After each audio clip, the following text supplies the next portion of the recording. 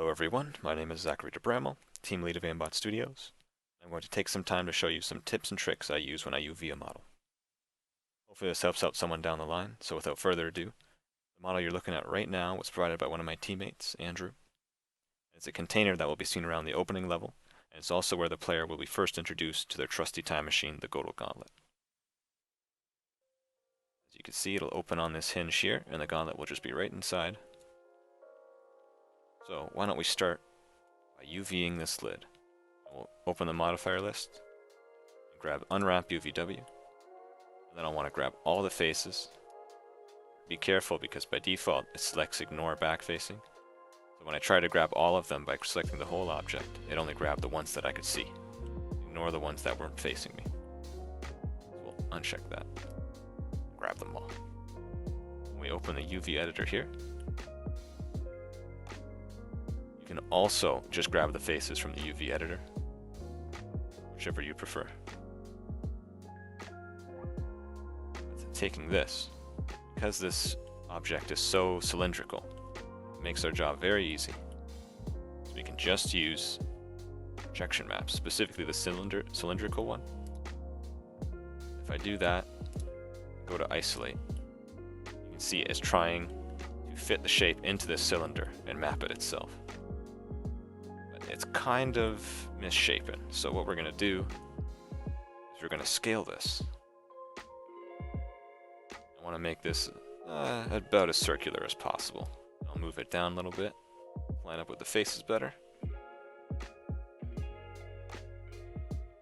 You always got to make sure to uncheck the projection or else it won't let you edit any other faces. See, I can't move this object around. Scale it properly.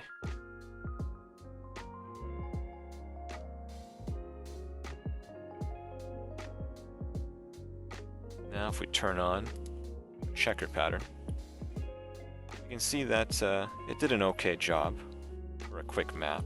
You can see that these faces around the edge are still stretched a little bit, and these ones aren't even intelligible. We'll start with the side ones. I'll just take both of them and I'll do a planar map. I'll just grab the flat faces of both, easy as pie. I'll just scale it down a bit. Move it over to the side for now. So with the rest of these faces, grab them all, and I'm going to start scaling them. You see if I start scaling them down, they'll become a little bit more square.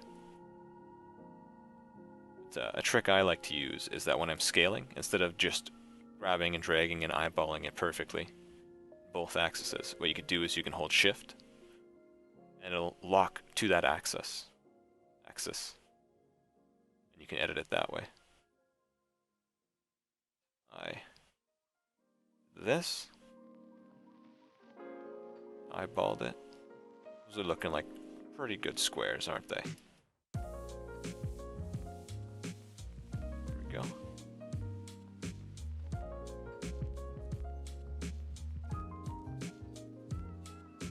I'll also take this and I'll try to normalize it to make the squares about the same size.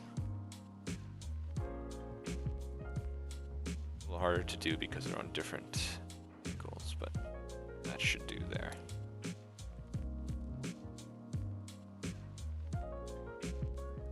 Moving on to the base of the object.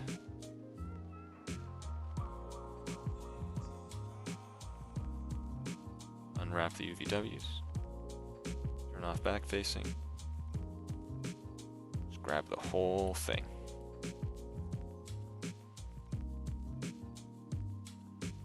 This object here, also very cylindrical, so what we'll do, isolate it, do projection, make sure it's in the right axis, because right now, if I turned on the checker pattern, it'll be very, very stretched in many places because it's trying to project from the top instead of from the x-axis.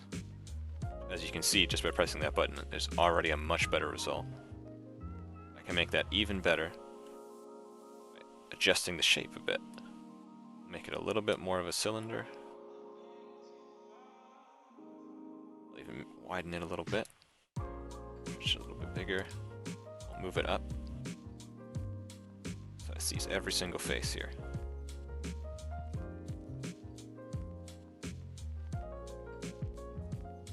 just like that. So just like with the other one, we're going to grab the two side faces, which generally won't be seen because they're stuck behind these two little pillars here. We'll just quickly planar map them. Let's off to the side and grab the rest of the shape. Which if you press this and grab any face, it'll just grab every face that's connected to it. Where it didn't grab these two because they're now not connected to the rest of it.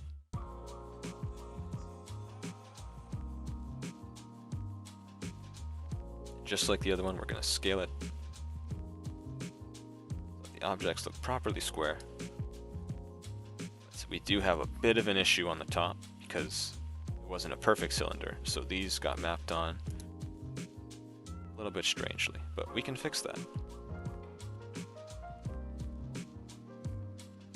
What we have to do is manually adjust them a bit. Grab and I'll resize these faces so that they look like they're more square, just like that. I'll do the same. These other faces.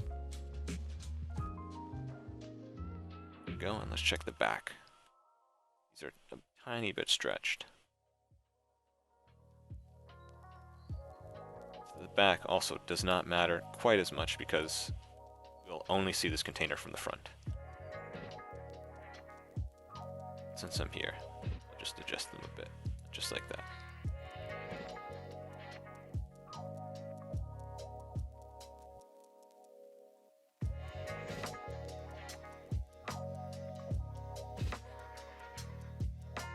So back to the model as a whole here. What I'm going to do is I'm going to assign a material to all these. First things first, let me freeze the background so that I'm not accidentally selecting it when I want to select the whole object. I've already set up a few materials here, which are just checkerboard maps. I can do this because it helps me with UVing, and I can see all of the faces of an object when I'm UVing another. So we'll just assign this whole thing to the selection. You can already see some nice perfect squares. Well, on this object we haven't edited yet. They're very stretched.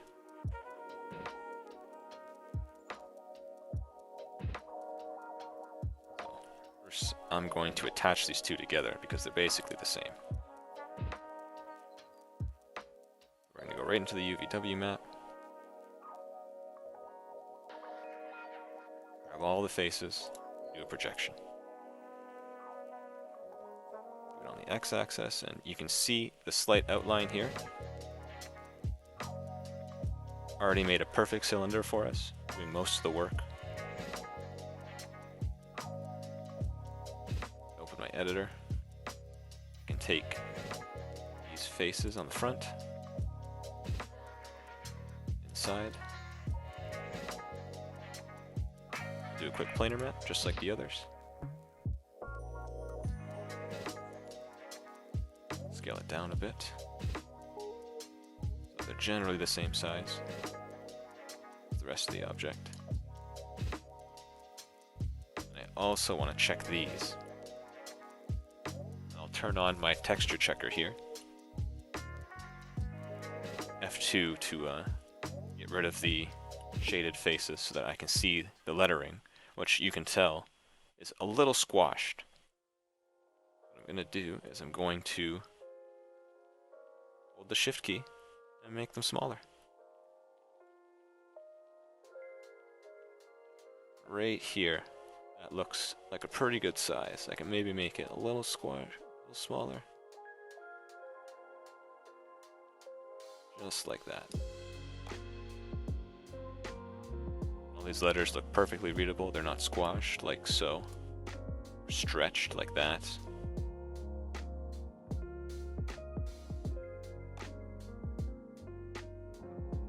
There we go. You can see this multicolored thing is basically finished UVing. You just want to do one more thing with it, UVs themselves, and that's sort them all into the same box. Now I've grabbed all of the objects and put an unwrapped UV on all of them. So I I can see all of them at once. So now everything that I've edited is now all on this one screen here. What we're gonna do, sort them all. You could either do that manually and place them inside in their own little square, and then scale them all down all at the same time so that they fit. Or what we can do is we can have 3ds Max do it for us with one of these arrangements. If I could pack custom here, it should resize all the elements to be all at generally the right size.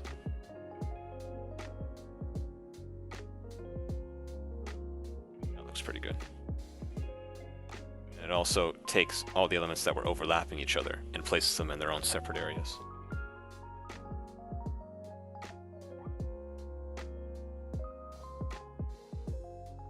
Now, the reason I have 3 separate materials is because I have one for the machine itself, which will probably be a steel. That'll be the base and the lid and the side here. Second one for a detail material, which I'll make another kind of metal, maybe like a brass or something bright and colorful like a light. Draw attention to it. And lastly, there's the glass material, which will be here on the front.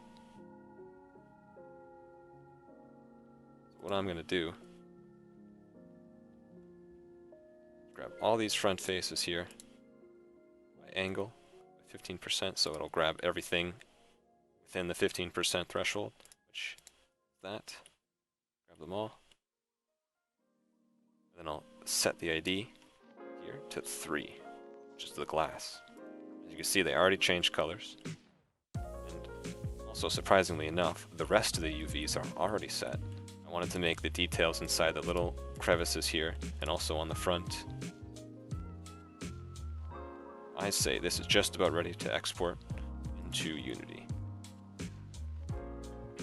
Just have to check the pivots first, which, as you can see here, the base. If I were to import this right now, it would be stuck in the floor just like this at the 0, 0 point. We don't want that. It may work for this right here because all it needs to do is rotate and open. If this is going to be the base of the object, it should be lined up towards the bottom of it. The pivot, I mean. So I'm going to pull out this transform toolbox here, which is a really handy tool that I love to use. If I isolate this, this align pivot section, you can align it to the minimum of the X, Y, and Z axis. So as you can see, it went down to the bottom corner here. Really useful tool. Or inversely, I could do the max of all of them. So it'll come back up to the opposite corner. Or you could choose the center, or you can center it right on the origin, which is here, 0, 0 right here, in the middle of the grid. It moves around there. What I want is I want to center it, and I just want the minimum Z-axis. Minimum Z-axis. So that now it's placed directly on the floor.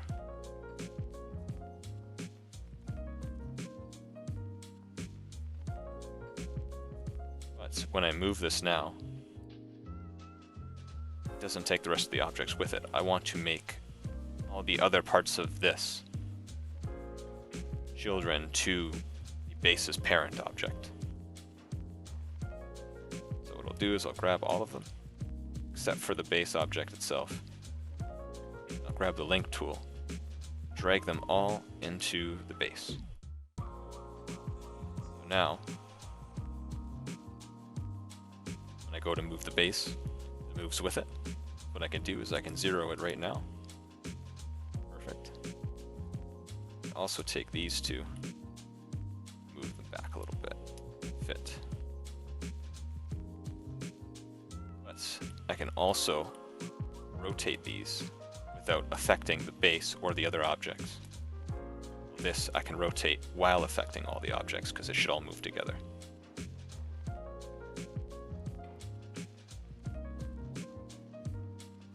Alright, so I'd say it's ready to export. I'm going to grab the whole thing, export the selected, Bring it right into project. Call it a temp container. Save. Yes, we want the smoothing groups on, tangents and binormals, yes. No turbo smooth because we don't have any on this object. No animations, cameras, audio, anything like that.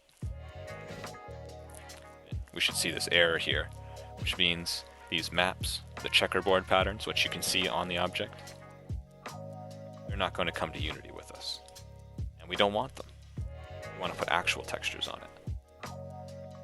But this is once we bring it into Unity, you'll see how this sub-object that I put on helps me when it comes to texturing. Go into our project right now, which I already have loaded up. We have our temp container here. We'll toss it in. There it is. Here's the fruits of our labors. I can move it around properly. Or I could take the container side, and if I wanted to move them, I could, but in this case, I don't.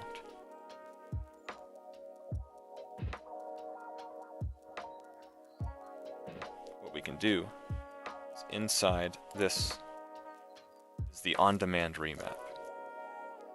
Now, because these maps didn't come with us, checkerboard patterns that we had in 3ds Max, I can go into our project and grab for the detail material. I said I wanted it to be a bronze or a brass. Let's do brass. Like an old one here, yeah.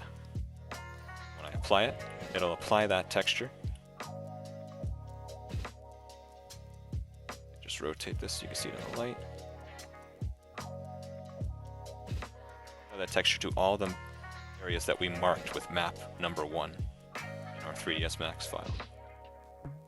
So we can do that for the rest of them.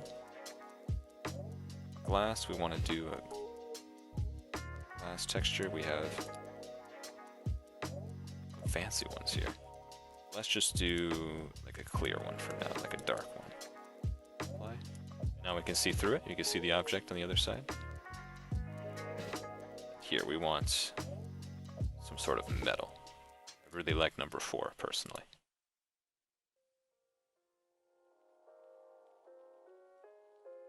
There we go. The object's all textured. I could also just place in more if I wanted to, because the material is tied to the remap inside the model itself.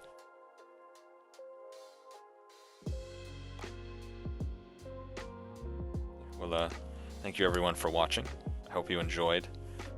Sorry it was so long. My first time doing one of these things. But, if you have any comments, tips, anything you thought was cool, anything you think I could do better, love to hear them in the comments. Thank you for watching.